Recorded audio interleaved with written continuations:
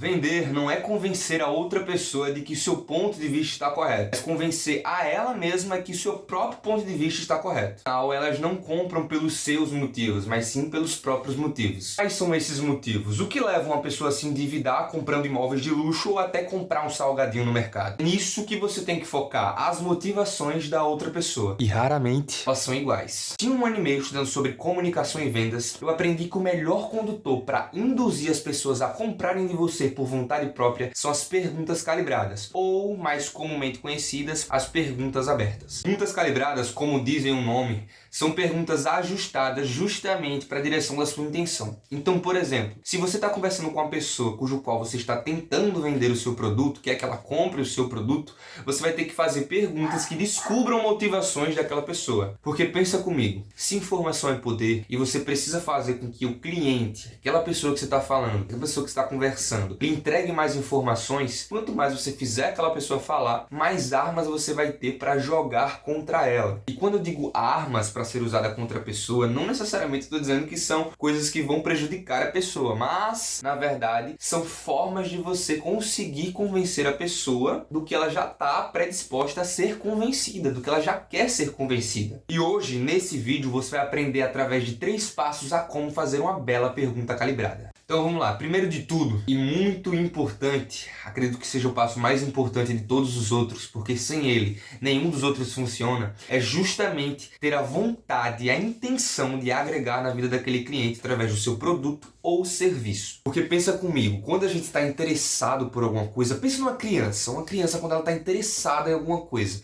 ela sempre vai criando novas formas de fazer novas perguntas criativas para entender mais sobre aquela coisa. E é natural isso quando a gente está interessado por alguma coisa, até por alguém realmente. Caso isso não for genuíno, pessoal, é muito comum as pessoas identificarem essa mentira e realmente destruir toda aquela conexão ali que foi criada naquela hora. Além de deixar a interação muito cansativa tanto para você quanto para outra pessoa. Então muito cuidado ao forjar esse interesse. Tendo isso em vista, a segunda dica é justamente o que não fazer, o que não colocar dentro de uma pergunta calibrada. E as perguntas calibradas, elas evitam palavras como pode, é, são e será. Essas palavras, ao serem usadas dentro de uma pergunta, têm a capacidade de limitar o espaço de resposta do seu cliente, do seu interlocutor, daquela pessoa. Então, naturalmente, é muito complicado evitar essas palavras, justamente porque limitam o espaço de resposta do seu interlocutor. E a terceira dica se compõe justamente do contrário da segunda dica, que é o que você pode e deve usar nas suas perguntas calibradas, nas suas perguntas abertas. Então, a gente vai focar justamente em advérbios como,